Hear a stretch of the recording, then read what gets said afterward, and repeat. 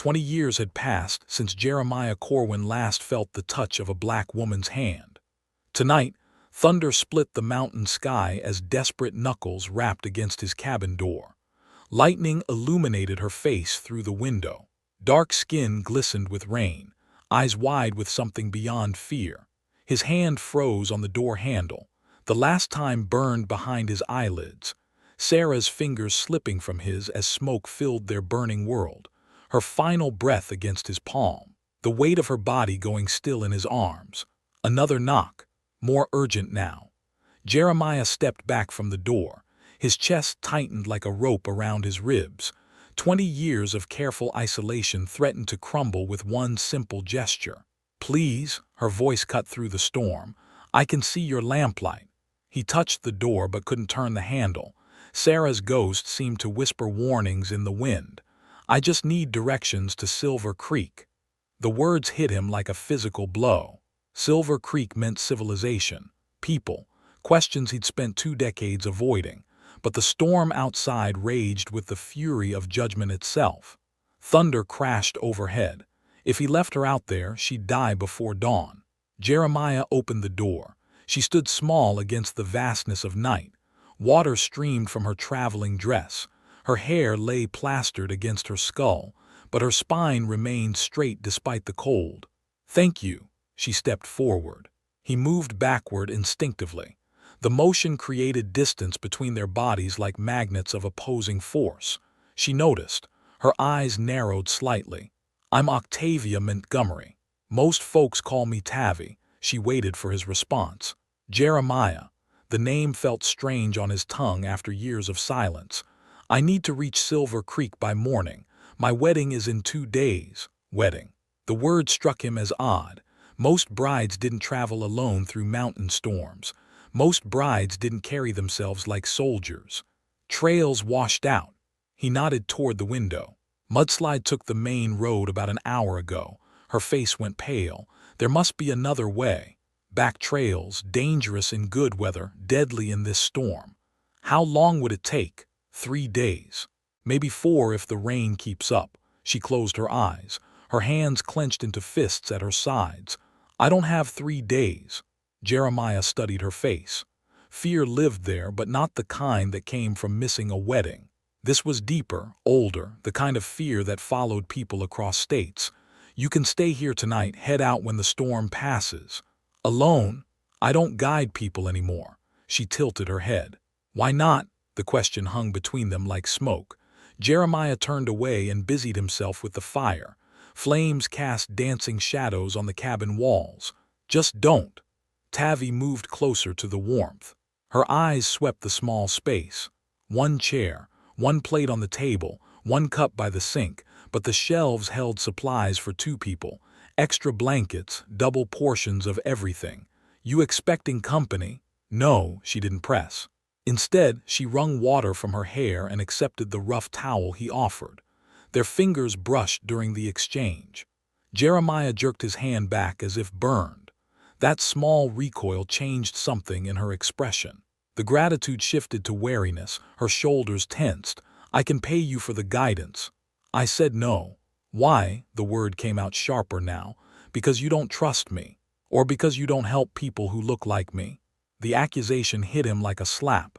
Sarah's face flashed in his memory. Beautiful, trusting, dead because of his choices. "Has nothing to do with that." "Then what?" Jeremiah poked at the fire with unnecessary force. Sparks flew up the chimney like tiny prayers. "Some roads are better traveled alone. And some roads kill you if you try." She had a point. The back trails claimed lives even in summer. In this weather, they'd become death traps of loose rock and hidden crevasses. But guiding her meant 3 days together. 3 days of conversation and shared meals and the constant reminder of what he'd lost. 3 days of risking the careful distance he'd built between himself and the rest of humanity. Outside, the wind howled like something alive and hungry. "The storm won't last forever," he said finally. "Neither will whatever I'm running from." The admission slipped out before she could catch it. Her hand flew to her mouth, but the words already hung in the air between them. Jeremiah looked at her directly for the first time. really looked. Her dress was well-made but worn from hard travel. Her shoes showed miles of dust despite the rain. A leather satchel hung across her body like armor. And there, peeking from the satchel's edge, the corner of a folded paper that looked suspiciously like a wanted poster. "What are you running from?" she straightened. "That's not your concern. It is if you're bringing trouble to my mountain." "Your mountain? I've lived here 20 years, haven't had visitors in half that time. Then you show up in the worst storm of the season, desperate to reach town, carrying what looks like legal papers." Tavi's hand moved protectively over her satchel. "You're imagining things." "Am I?" They stared at each other across the small cabin. The fire crackled between them like a living thing. Outside, thunder rolled across the peaks with the sound of distant cavalry. Finally, Tavi reached into her satchel. She pulled out the paper and placed it on the table. A wanted poster. $500 reward. But the face sketched in black ink wasn't hers. It was his.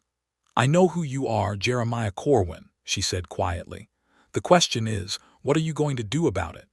The mountain man who hadn't touched a black woman in 20 years found himself staring at his own death warrant, held in the hands of a woman who could destroy him with a single word. The wanted poster lay between them like a blade. Jeremiah's face stared back from rough ink, younger but unmistakable. The reward amount seemed to glow in the firelight. $500, enough to buy freedom, enough to disappear forever. "Where did you get this?" Tavi's fingers drummed against the table. "Does it matter?" "It does to me." She moved toward the window. Rain streaked the glass like tears on weathered skin. "I found it in Millerville, posted outside the sheriff's office with a dozen others." "You were looking for me."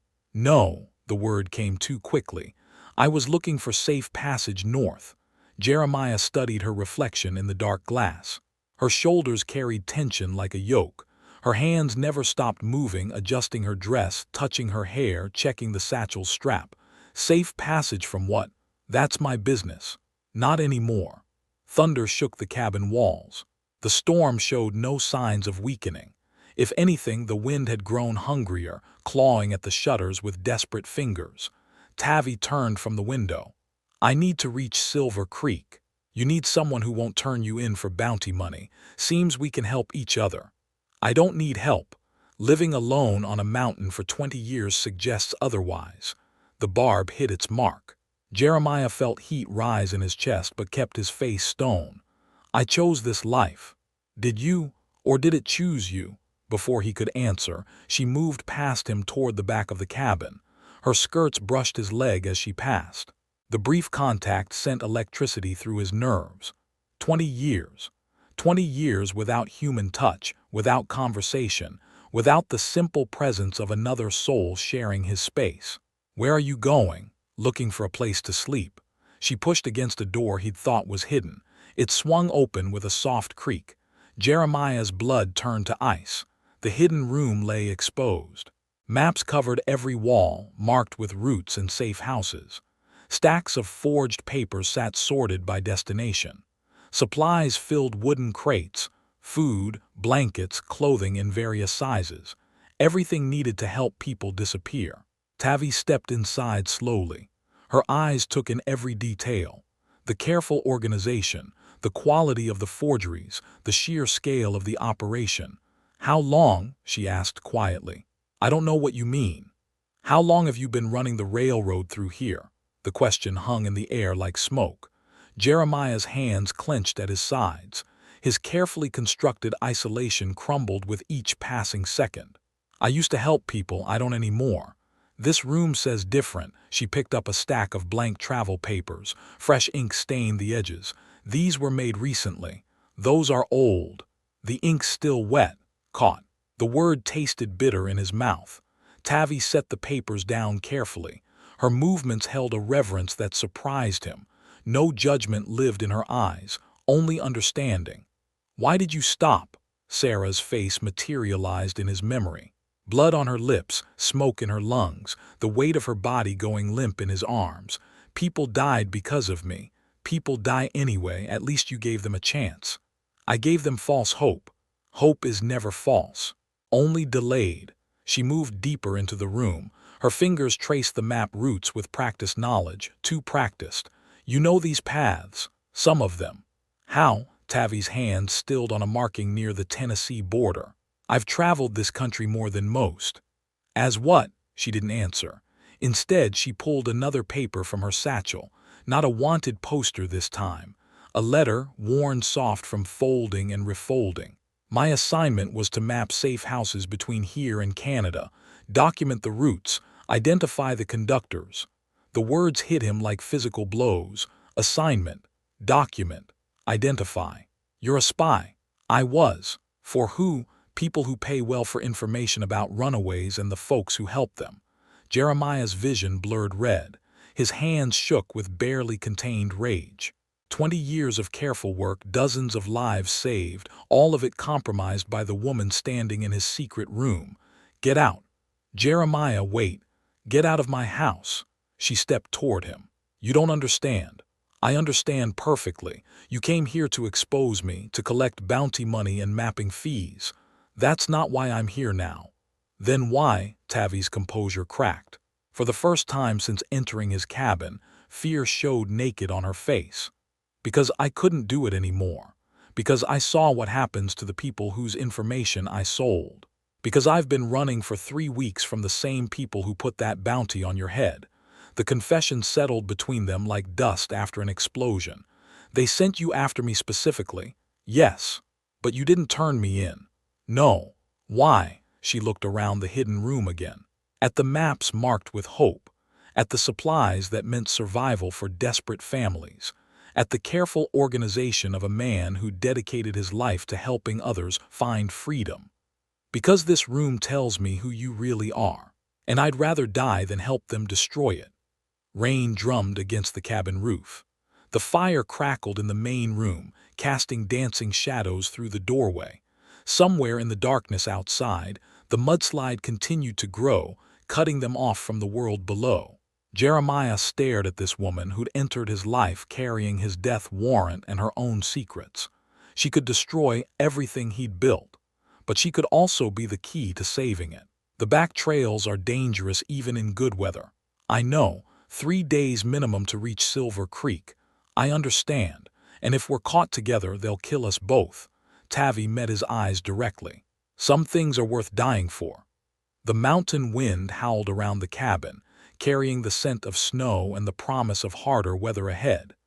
Inside, 2 fugitives stood surrounded by the tools of liberation, each holding the other's fate in trembling hands. We leave at first light, Jeremiah said finally. Thank you. Don't thank me yet. We might not survive what's coming. But even as he spoke the warning, something loosened in his chest. The terrible weight of 20 years' solitude began to shift, making room for something he'd thought died with Sarah. Hope. Dawn broke gray and unforgiving across the mountain peaks. The storm had passed, leaving the world scrubbed clean and treacherous. Ice glazed the rocks where water had pooled and frozen overnight. Jeremiah checked his pack twice. Food for 4 days. Ammunition. Maps wrapped in oiled cloth. His fingers moved with the precision of old habit, each item placed with purpose. Tavi emerged from the cabin wearing men's traveling clothes. The transformation startled him. Gone was the bedraggled woman in a torn dress. In her place stood someone who moved with military efficiency. Where did you get those? Your hidden room. Hope you don't mind. She'd found the spare clothes he kept for railroad passengers. The pants fit her frame well enough. The shirt hung loose but practical. A wide-brimmed hat shadowed her face. Smart thinking. I've learned to be practical about survival. They set off into the gray morning. Jeremiah led, picking each step carefully across loose shale and frost-slicked stone. The back trail demanded respect. One careless move meant a 100-foot fall into jagged rocks below. Tavi followed without complaint. Her feet found purchase where others would stumble. She read the mountain's language with fluency that spoke of experience. You've done this before. Traveled mountain trails, yes. Alone? Usually. The conversation died as the path narrowed. They pressed against cold rock, inching along a ledge barely wide enough for one person. Wind whipped through the canyon below, carrying the scent of pine and distant snow. Hours passed in careful silence. The sun climbed higher but gave little warmth. Their breath misted in the thin air. Jeremiah's legs remembered the rhythm of long travel, the steady pace that 8 miles without burning energy. At midday, they reached a wider section of trail. Jeremiah called a halt beside a cluster of wind-bent trees. The view stretched for miles in every direction, empty wilderness as far as the eye could see. Tavi studied the landscape with interest that went beyond appreciation. "How many people have you guided through here?" "Enough. In 20 years, I said enough." She opened her pack and pulled out dried meat and hard biscuits. They ate in silence, backs against sun-warmed rock. The food tasted of salt and necessity. "I lied about the wedding." Jeremiah looked at her sideways. "I'm not a mail-order bride, never was. I figured. How? Mail-order brides don't carry lockpicks or know how to move through wilderness without leaving tracks." Tavi's hand went instinctively to her pocket. The small metal tools clinked softly together. "I was running north, trying to reach Canada before they caught up. The people I worked for, the ones who sent me to map your network." A hawk circled overhead, riding thermals with lazy grace. Its cry echoed off canyon walls, sharp and wild. "What changed your mind?" Tavi finished her biscuit before answering. Crumbs scattered in the wind. "I met a family in Missouri. Husband, wife, 3 children. Youngest couldn't have been more than 5.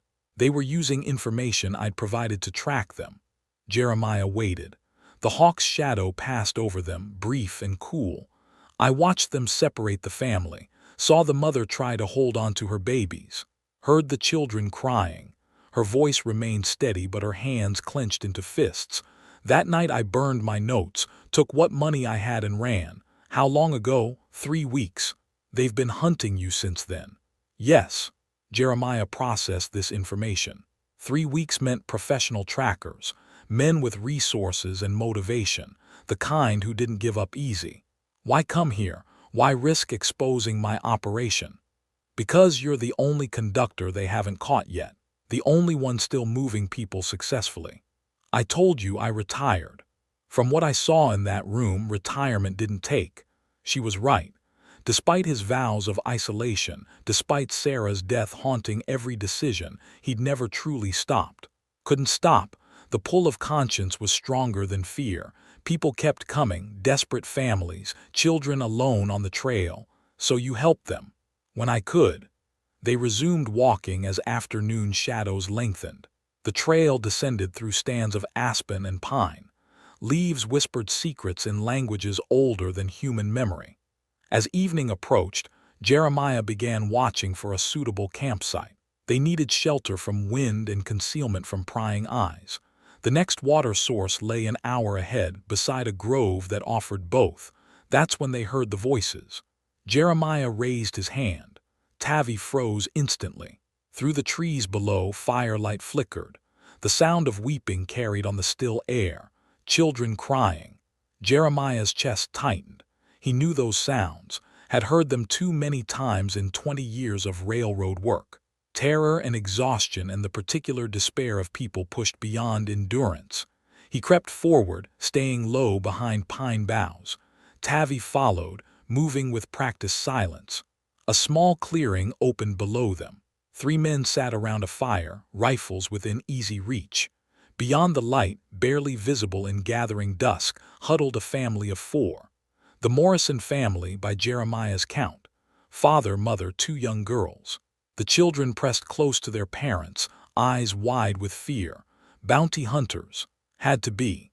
The way they sat casual while their prisoners wept spoke of men comfortable with cruelty. Jeremiah began backing away. This wasn't his problem anymore. He'd sworn off rescues after Sarah died, sworn off risks that could expose his network. But the youngest girl looked up at that moment. Her face caught the firelight. She couldn't have been more than 6 years old, Sarah's age when the plantation burned. Tavi touched his shoulder. Her eyes asked a silent question.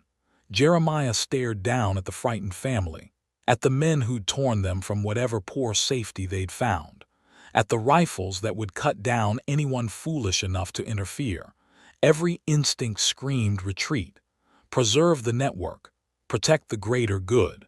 Save himself to help others another day. But the little girl's eyes held the same terror he'd seen in Sarah's face 20 years ago. This time, maybe he could make a different choice. Jeremiah began checking his weapons. The rescue unfolded in whispers and shadows. Jeremiah circled left while Tavi approached from the right. 20 years of mountain living had taught him patience, every step placed with deliberation, every breath controlled. The bounty hunters sat lazy around their fire. Confidence made them careless. They'd caught their prey and counted their money before earning it. Tavi moved through the darkness with skills that surprised him. No broken branches marked her passage. No shifted stones announced her position. She flowed between trees like smoke given form. The youngest Morrison girl saw her first. Eyes widened, but she made no sound. Smart child. Survival had already taught her when to stay silent. Jeremiah waited until Tavi reached striking distance. Then he stepped into the firelight with empty hands raised. Evening, gentlemen. 3 rifles swung toward him instantly. The bounty hunters scrambled to their feet but kept their weapons ready. Well, Bear Corwin himself. The leader wore a marshal's badge on a coat that had seen too many trails. His smile held no warmth. Marshal Cartwright. Been a while. 5 years since you slipped through my fingers in Arkansas. Cost me a pretty bounty that day. Sorry to disappoint. Oh, you won't disappoint tonight. 500 for you. 200 for each of them. Cartwright nodded toward the Morrison family. Nice profit for an evening's work. Behind the marshal, Tavi emerged from the shadows. The youngest bounty hunter turned at some small sound, but Tavi's hand found the pressure point at his neck before he could cry out. He dropped without a sound. The other 2 men never noticed. Their attention fixed on Jeremiah and the money he represented.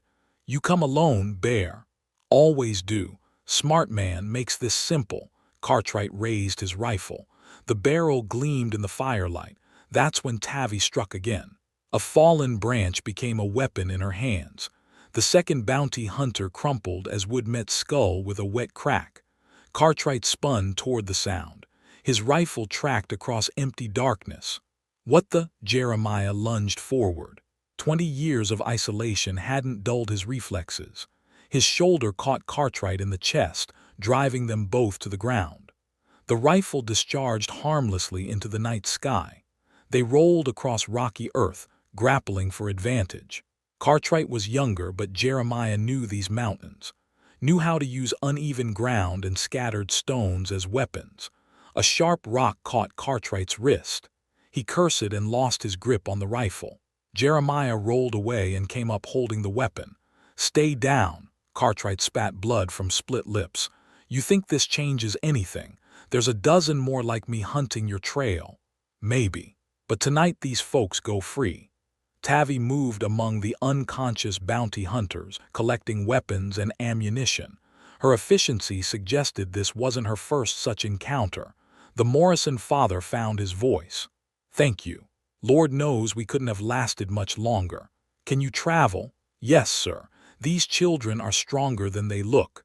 Jeremiah studied the family in the firelight, exhausted but determined. The kind of people who'd walked hundreds of miles for a chance at freedom. There's a safe house 2 days travel north. Follow the creek until it splits, then take the eastern branch. Look for a cabin with a red door. He pulled out paper and pencil, sketching a rough map by firelight. Tell them Bear sent you. They'll know what that means.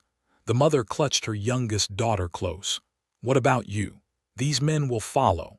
Let me worry about that. Tavi appeared at his elbow. We need to move. Others might have heard that gunshot.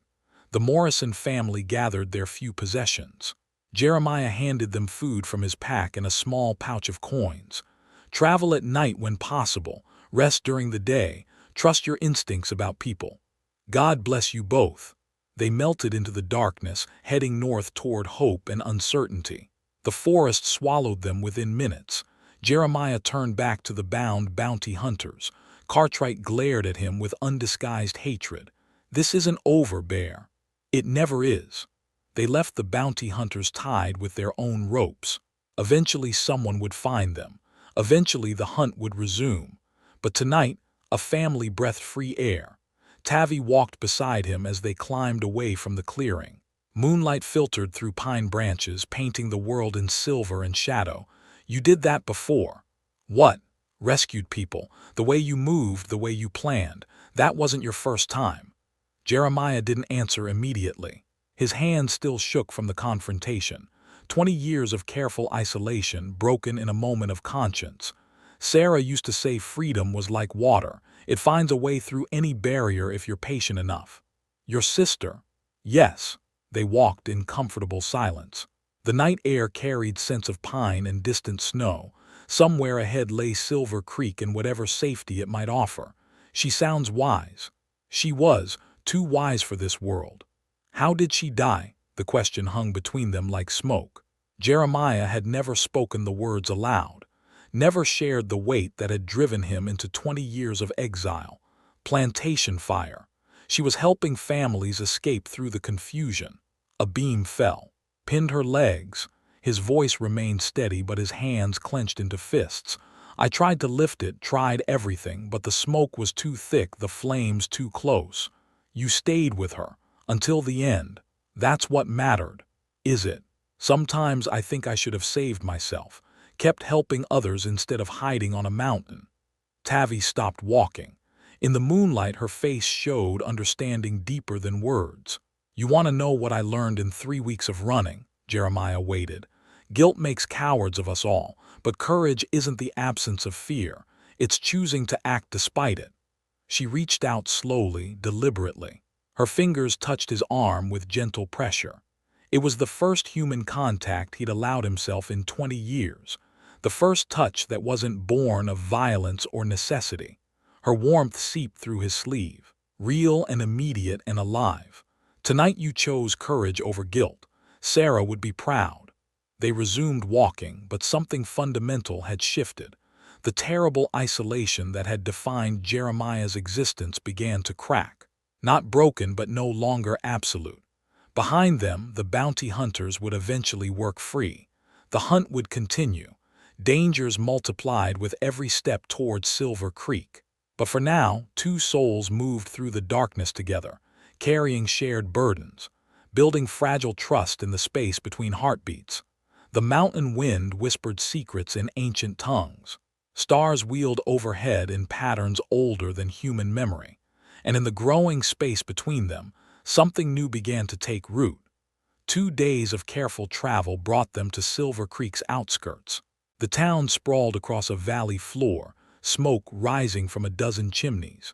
Church bells rang the hour across dusty streets filled with afternoon commerce. Jeremiah crouched behind pine cover, studying the settlement through experienced eyes. Too many strangers lingered in doorways. Too many horses stood saddled at hitching posts, the signs of a town under watch. They're here. Tavi pressed beside him, her shoulder touching his arm. The contact no longer startled him. 2 days of shared danger had worn down barriers 20 years in the building. How many? Hard to say. 6, maybe 8, professional hunters by the look of them. She studied the street patterns with tactical precision. Her gaze lingered on escape routes and cover positions. They're not random. See how they're positioned, covering every road out of town, waiting for us. Or someone told them we'd be coming. The possibility hung between them like poison. Jeremiah's network had operated for 20 years on trust and secrecy. If someone had betrayed that trust, dozens of lives hung in the balance. Could be coincidence. You believe that? No. They settled back to wait and watch. The sun crept lower, painting the valley in shades of gold and shadow. Normal life continued below. Children played in the streets. Women hung laundry on lines. Men conducted business with handshakes and promises. But underneath the routine, tension hummed like a bowstring drawn taut. "Tell me about Sarah," Tavi said quietly. The request surprised him.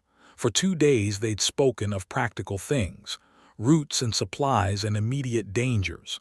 Personal history remained locked away. Why? Because the way you talk about her, she's still alive in your mind, still guiding your choices. Jeremiah considered this. Sarah's voice had echoed in his thoughts for 20 years. Her smile appeared in quiet moments. Her courage shamed him into action when fear whispered retreat. She was 3 years younger, barely 20 when she died. What was she like? Fearless, sometimes foolishly so. She'd walk into a room full of armed men and start giving orders. Despite everything, he smiled at the memory. Sounds familiar. Does it? Tavi's eyes held humor but also something deeper. Recognition, perhaps. The acknowledgement of kindred spirits separated by time and circumstance. She would have liked you. Would she? Sarah never trusted easily, but when she did, it was absolute, complete. The words carried weight beyond their simple meaning. Jeremiah found himself studying Tavi's profile in the dying light. Strong jaw, eyes that had seen too much but refused to look away, hands that could kill or heal with equal precision. I've told you about my sister. What about your family? Tavi's expression closed like a door slamming shut. No family. Everyone has family. Not everyone keeps them. The conversation died as movement caught their attention. A rider approached the town from the south. Familiar posture in the saddle, familiar way of holding the reins. Jeremiah's blood turned to ice water. That's impossible. What? The rider, I know her. Tavi squinted through the gathering dusk. Who is it? The woman dismounted at the town's main hotel. Lantern light illuminated her face as she tied her horse to the hitching post. 20 years older. Lines around her eyes that hadn't been there before, but unmistakably, impossibly alive. Sarah. The name fell from his lips like a physical thing, heavy with disbelief and desperate hope and crushing fear. Your sister, the one who died in the fire. Jeremiah couldn't speak, couldn't breathe. The world tilted sideways as certainty crumbled into dust.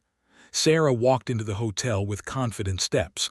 Alive. Whole. Real. How was it possible? He'd held her body, felt her final breath against his palm, buried her ashes beneath a willow tree beside the burned plantation. Jeremiah. Tavi's voice seemed to come from very far away. Jeremiah, look at me. He turned toward her, but his eyes remained unfocused. 20 years of guilt and grief rewriting themselves in the space between heartbeats. She's working with them. What? Look where she went. The hotel where the bounty hunters are staying. She's working with them. The words penetrated slowly. Sarah alive was miracle enough. Sarah collaborating with slave hunters was nightmare beyond comprehension. You don't know that. Then why is she here? Why now when we're being hunted? Logic warred with hope in Jeremiah's chest. Sarah's timing was too convenient, her presence too coincidental, but she was his sister, his blood, the person he'd mourned for 20 years. There has to be an explanation. Maybe. Or maybe the woman you remember died in that fire and someone else is wearing her face. Tavi's words cut deep, but they carried uncomfortable truth. People changed. Circumstances broke the strongest spirits. 20 years was long enough to transform anyone. I have to know. It's a trap, probably. They'll kill you the moment you show yourself. Maybe. And me along with you. That stopped him. His own life was forfeit the moment he'd chosen this path. But Tavi had risked everything to help him, had turned her back on profitable betrayal to stand beside a stranger's conscience. You could leave, disappear into the crowd. They don't know your face. Don't they? She pulled out another paper from her satchel. A second wanted poster, this one bearing her likeness. The reward amount made his breath catch. $1,000, twice his bounty.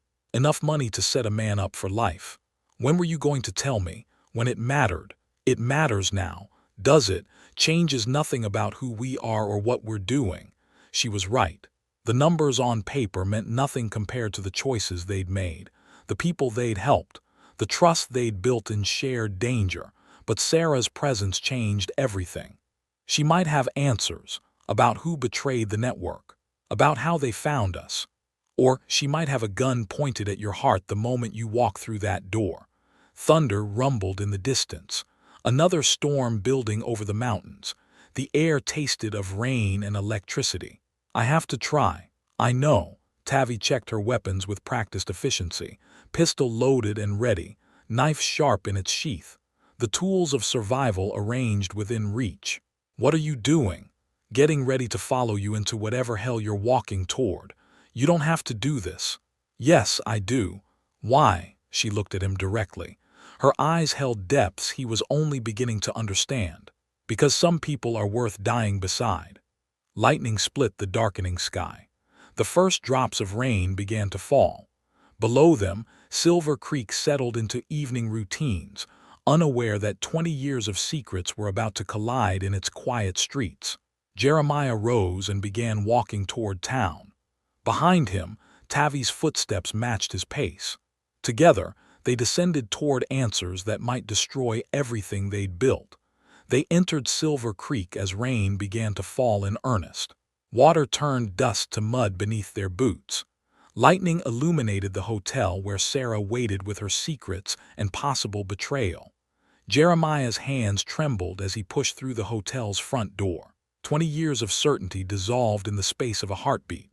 The lobby smelled of tobacco and wet wool. Oil lamps cast dancing shadows on peeling wallpaper. She sat in a corner chair, back straight, hands folded in her lap. Older now. Lines etched around eyes that had seen too much, but unmistakably Sarah. Their gazes met across the crowded room. Her face went white as bone. "Hello, brother." The words hit him with physical force. His sister's voice, deeper now but carrying the same cadence that had haunted his dreams for 2 decades. "You're supposed to be dead. So are you, from what I hear." Tavi moved to his left shoulder, positioning herself between Sarah and the hotel's back exit. Her hand rested near her weapon, ready but not threatening. "Who's your friend?" Sarah asked. "Someone who's helped me remember why I chose this life." "Ah." Sarah's eyes assessed Tavi with professional interest. "The spy who turned conscience. Your reputation precedes you, Miss Montgomery." Tavi's expression didn't change, but Jeremiah felt tension coil through her frame. Seems everyone knows everyone in this business. Small world when you're hunting the same prey. The hotel lobby continued its evening rhythm around them. Travelers checked in. Merchants discussed morning departures. Normal life proceeding while 3 fugitives balanced on knife edges of trust and betrayal. "Why are you here, Sarah?" "Same reason as you. Following the money." "Whose money?" "Cartwright's employers. They've put substantial resources into capturing Bear Corwin and his network." Thunder shook the hotel's windows. Rain drummed against glass with increasing intensity. "And you're helping them." "I'm surviving them." The distinction carried weight. Sarah's posture spoke of someone walking a tightrope between competing loyalties. Careful, calculated, afraid. "How long?" "Since the fire. Since you left me to burn." The accusation landed like a physical blow. Jeremiah staggered back a step. "I held you, felt you die." "You held someone, felt someone die, but it wasn't me." "Then who?" "Another girl. Same age, same build." The fire made identification difficult. Jeremiah's world tilted sideways. If Sarah hadn't died in the fire, then 20 years of guilt had been built on false foundation. 20 years of isolation and self-punishment for nothing. But if she lived, why hadn't she found him? Why the silence? Why the collaboration with slave hunters? "I looked for you," Sarah continued. "Spent months tracking your movements. But you disappeared into these mountains and never came out. I was grieving. You were hiding. From what? From the consequences of your choices. From the people who depended on you. From me." Her words cut deep because they carried truth. After the fire, after believing Sarah dead, he'd retreated into isolation rather than continue the dangerous work that had supposedly killed her. "They caught me 6 months later," Sarah said. "Cartwright's predecessor. Gave me a choice, hang for helping runaways or help them catch the conductors. You chose betrayal. I chose life." "At what cost?" Sarah's composure cracked. For a moment the scared 20-year-old she'd been showed through the hardened exterior she'd become. "At the cost of everything I believed in, everyone I loved, every dream I'd ever held." Tavi stepped forward slightly. Her voice cut through the siblings' pain with practical urgency. "This reunion is touching, but we have bigger problems. Look around." Jeremiah followed her gaze. The hotel lobby had subtly transformed. Casual travelers had been replaced by hard-faced men who sat too straight and watched too carefully. Professional hunters closing their net. "How many?" he asked quietly. "8, maybe 10. Armed? Assume yes." Sarah rose from her chair with fluid grace. "They're not here for a firefight, too much collateral damage, bad for business." "Then what?" "They want you to surrender, walk out quietly. Make this easy for everyone. And if I refuse, then they'll make it hard." Lightning illuminated the lobby through rain-streaked windows. The storm had reached full fury, turning the world outside into a chaos of wind and water. "There's another option," Tavi said. Both siblings looked at her. "We don't run, we don't surrender. We make our stand here with witnesses. Force them to act in public where people can see." "That's suicide," Sarah said. "Maybe. Or maybe it's the first honest thing any of us have done in years." The hotel's front door opened.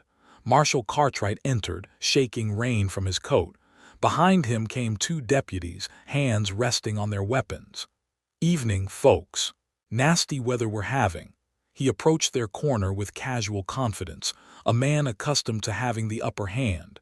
"Bear Corwin, Miss Montgomery, you've led us quite a chase." "Not over yet," Jeremiah replied. "Oh, but it is. See, your sister here has been most helpful in tracking your movements. Amazing how family loyalty works both ways."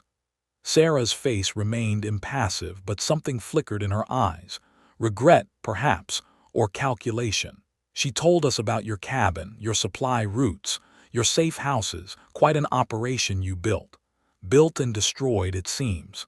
"Not destroyed, redirected. We've been using your network to catch runaways instead of helping them."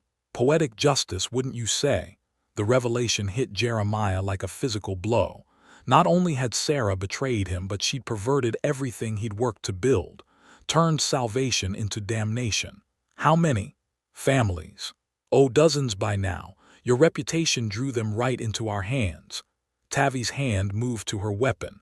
Around the lobby, Cartwright's men tensed in response.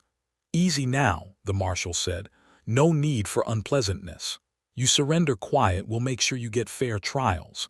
Fair trials that end in hanging. Well, yes, but fair nonetheless." That's when Sarah moved, not toward her brother or away from danger, but directly at Cartwright. Her hand produced a derringer from somewhere in her skirts. "Actually, Marshal, I think we need to discuss new terms." The tiny pistol pressed against Cartwright's neck. Around the lobby, his men raised their weapons but couldn't fire without hitting their leader. "Sarah, what are you doing?" "Something I should have done years ago." Her voice carried the strength Jeremiah remembered from their youth, the fearless determination that had made her a natural leader. "I'm choosing a side." Finally. Thunder crashed overhead as the storm reached its peak. In the hotel lobby, 20 years of betrayal and grief began to transform into something that might, with luck and courage, resemble redemption. The mountain man who hadn't touched a black woman in 20 years found himself standing beside 2 of them, ready to fight for the freedom they'd all lost and hoped to find again. And that is all to the story, for now. Please let me know where you are tuning in from. Perhaps we will create a story there. Consider liking this video and subscribing to our channel, and if you enjoy our content, click this video on your screen. I promise you it's worth watching. See you tomorrow.